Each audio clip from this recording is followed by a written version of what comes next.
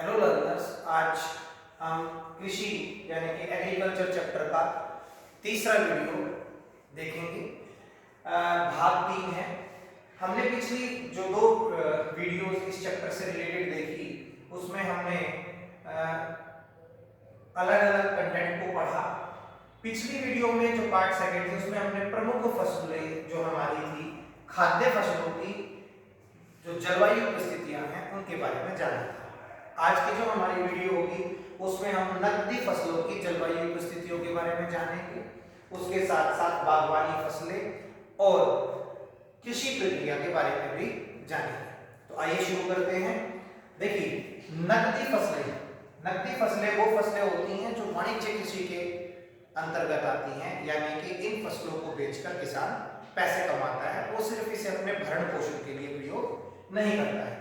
यहाँ पर जिन भी फसलों की रोपण कृषि होती है, रोपण कृषि भी हमने जाना था कि रोपण कृषि में क्या होता है, हम एक बहुत बड़े क्षेत्र में एक फसल को उगाते हैं और ये जो फसल है, ये जो औद्योगिक क्रियाएं हमारी हैं उनमें कच्चा माल प्रोवाइड करती हैं, कच्चे माल की जो है फैसिलिटी देती है। तो आइए इन नकदी फसलों की जलवायु परिस्थिति के बारे में आज हम इस वीडियो में जानते हैं। देखिए, गन्ना, जैसा कि हम जानते हैं गन्ने से चीनी, शक्कर, खांड बनती है।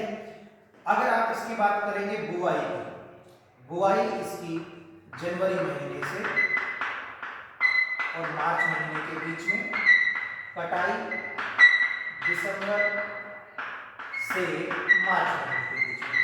तकरीबन ये जो फसल है ये 10-11 महीने का समय लेती है उत्पादन में। तो जनवरी मार्च में बुआई और दिसंबर से लेकर मार्च तक इसकी कटाई की जाती है। अगर तापमान की बात की जाए तो मैं यहाँ लिख रहा हूँ 25 डिग्री सेल्सियस के करीब। ठीक है, यहाँ मैंने एग्जैक्ट आपको नहीं बताया कि कितने डिग्री सेल्सियस से कितने डिग्री सेल्सियस, क्योंकि इतना सारा डाटा है, शायद आप लोगों को याद करने में भी परेशानी हो। तो आप एक ऐसी वैल्यू ले लीजिए जो सारी फसलों में लगभग कॉमन है और उसके करीब तापमान उसे चाहिए। तो हम कह सकते हैं कि 25 डिग्री सेल्सियस के करीब तापमान हमारी गन्ने की फसल को चाहिए। अगर आप बारिश की बात करेंगे तो बारिश जितनी चावल को चाहिए लगभग उतनी ही 100 सेंटीमीटर से अधिक।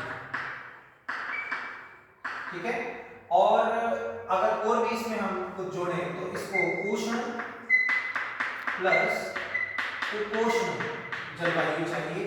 उष्ण यानी कि गर्मी का जो, जब हम कटिबंध पढ़ते हैं तो उष्ण कटिबंध और उपोष्ण कटिबंध, उष्ण कटिबंध कर्क रेखा और मकर रेखा के बीच में है। उसके अलावा उपोष्ण इन दोनों से ऊपर जब हम जाएंगे तो ये कर्क रेखा, मकर रेखा, यहाँ पर 0 डिग्री, ये 23.5 डिग्री उत्तर, 23.5 डिग्री दक्षिण, कर्क रेखा, मकर रेखा, इनके बीच का जो एरिया है, ये जो जलवायु है ये गन्ने की फसल के लिए अच्छी होगी। इसके साथ साथ ऊपर जाएंगे तो 40 डिग्री उत्तर में और 40 डिग्री नीचे में उपोष्ण भी गन्ने की फसल के लिए अच्छी जलवायु मानी जाती है। तो ये जो एरिया है यहाँ पर गन्ने की फसल अच्छी होगी। अगर आप भारत की बात करें तो भारत में इसके उत्पादन राज्य हैं यूपी, महाराष्ट्र, उसके साथ साथ तमिलनाडु और कर्नाटक। ठीक है, ये जो है इसके उत्पादन राज्य हैं, जो इसका उत्पादन यहाँ पर ज्यादा होता है, अधिक होता है। अगर विशेष बिंदु की बात करें तो गन्ने की खेती में चीन नंबर 1 पर है और इसमें भारत का स्थान दूसरा है, यानी कि चीन में गन्ने का जो उत्पादन है वो सबसे अधिक और भारत में दूसरे नंबर।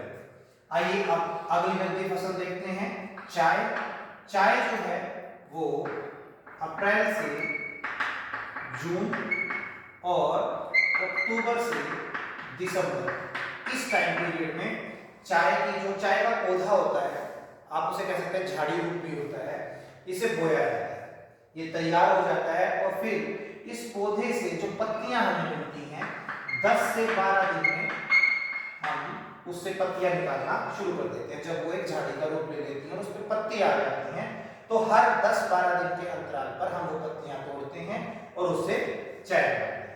ठीक है, इसको भी जो तापमान है वो तकरीबन 25 डिग्री सेल्सियस के करीब ही चाहिए। एग्जैक्ट रेंज लिखने की जरूरत नहीं है, डाटा काफी हो हो जाएगा, तो आप इतना लिखिए 25 डिग्री सेल्सियस के करीब।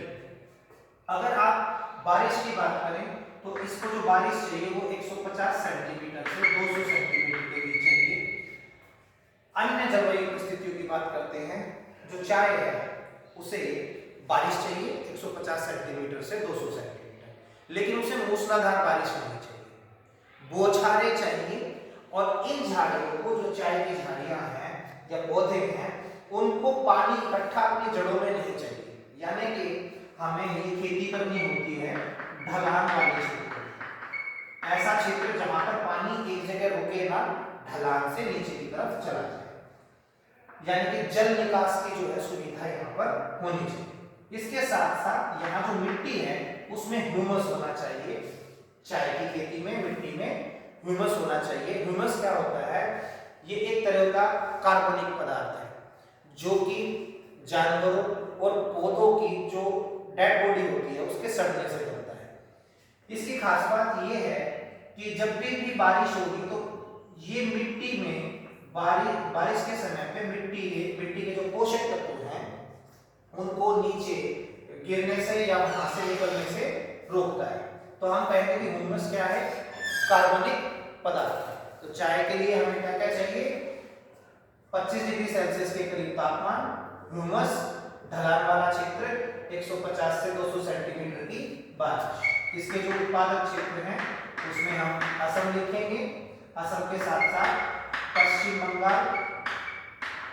बंगाल में आपने सुना होगा दार्जिलिंग, उसके साथ साथ जलवायु। ठीक है, तो असम और पश्चिम बंगाल में जो है उत्पादन चाय का अधिक होता है। इसमें भी अगर आप देखेंगे तो चीन पहले नंबर पर है और भारत दूसरे नंबर पर। अब हम चलते हैं कपास पर। देखिए कपास की जो कपास यानी कॉटन, ये कपड़ा जो हमारा उद्योग है उसमें कच्चे माल की तरह यूज की जाती है। इसके लिए कोई एग्जैक्ट टाइम हम नहीं लेते हैं, कोई निश्चित समय नहीं है। भारत के अलग अलग क्षेत्रों में अलग अलग समय पर यह फसल बोई जाती है। इसके लिए भी टेम्परेचर उतना ही 25 डिग्री सेल्सियस के करीब। और अगर बारिश की बात कीजिए तो बारिश 50 सेंटीमीटर से 120 सेंटीमीटर कपास की खेती के लिए चाहिए। अगर यहाँ पर आपको ध्यान रखना है कि यहाँ पर कपास को काली मिट्टी, कपास की खेती के लिए जो काली मिट्टी है वो बहुत ही उपयोगी है। इसलिए जब आप इसके उत्पादक राज्य देखोगे तो वो दक्कन का जो पठार है हमारा, यानी कि जिसमें गुजरात का हिस्सा, महाराष्ट्र और मध्य प्रदेश, ये हिस्सा है जहां पर कपास की खेती की जाती है। दक्कन के पठार का हिस्सा है। इसके साथ साथ कर्नाटक भी आप ध्यान रखेंगे, यहाँ पर कपास की खेती की जाती है। कपास की खेती में अगर आप विशेष देखेंगे तो यहाँ भारत में बाजी मारी है। भारत पहले नंबर पर है, जबकि चीन कपास की खेती में अभी दूसरे नंबर पर है। अभी का जो रिसेंट डाटा है। अब नेक्स्ट हमारी जो नकदी फसल है वो है जूट, जिसे सुनहरा रेशा भी कहा जाता है। ये पेपर में क्वेश्चन आ चुका है। गोल्डन फाइबर किसे कहा जाता है? तो जो गोल्डन फाइबर है वो जूट के लिए प्रयोग किया जाता है। अब इसमें फरवरी से लेकर और मई तक की फसल बोई जाती है। ठीक है, इसके साथ साथ इसको भी जो टेम्परेचर चाहिए वो 25 डिग्री सेल्सियस के करीब चाहिए, राइट। और जब इसकी वर्षा की बात करेंगे तो वर्षा इसे चाहिए 150 से 200 सेंटीमीटर, जस्ट जैसे चाय को चाहिए उतना ही। ठीक है, और इसके अलावा इसका उत्पादक जो राज्य है वो है असम, पश्चिम बंगाल और बिहार। ठीक है, अगर यहाँ पर विशेष परिस्थितियों की बात करोगे तो चीन जूट का प्रथम स्थान है चीन का उसके उत्पादन में, भूटान का दूसरा और भारत का तीसरा। ये रिसेंट डाटा है। तो ये है हमारी नकदी फसल। ठीक है, यहाँ पर हमें ध्यान रखना है रेशम का। देखिए रेशम जिसको अंग्रेजी भाषा में कहा जाता है सिल्क। एक क्वेश्चन आपके पेपर में आया कि जो रेशम का कीड़ा पाला जाता है या रेशम का उत्पादन किया जाता है उसे क्या कहा जाता है? तो आप ध्यान रखेंगे, रेशम की जो खेती है उसे सेरीकल्चर कहा जाता है। सेरीकल्चर में क्या होता है, रेशम का एक कीड़ा जो कि मलबरी ट्री यानी कि शहतूत के पेड़ की पत्तियों पर पाया जाता है, ठीक है, उसका पालन करते हैं। ये जो सेरीकल्चर में शहतूत के पेड़ की पत्तियां हैं, इन पर जो ये कीड़ा लगता है, इस कीड़े की एक खास बात है। एक्चुअल में जो ये कीड़ा है, इसकी जो लार है, उस लार को ये कीड़ा अपने चारों तरफ धीरे धीरे लपेटता रहता है और उससे इसके ऊपर एक ठोस कवच बनता है और इसी कवच को निकालकर सिल्क जो है एक कपड़े के माध्यम पर कपड़े की तरह यूज किया जाता है, ठीक है। तो जो रेशम की खेती है या रेशम का जो कीड़ा पाला जाता है उसे क्या कहा जाता है? सेरीकल्चर। शहतूत के पेड़ की पत्तियों पर रेशम का कीड़ा और उसके किसको यूज किया जाता है? कोकून।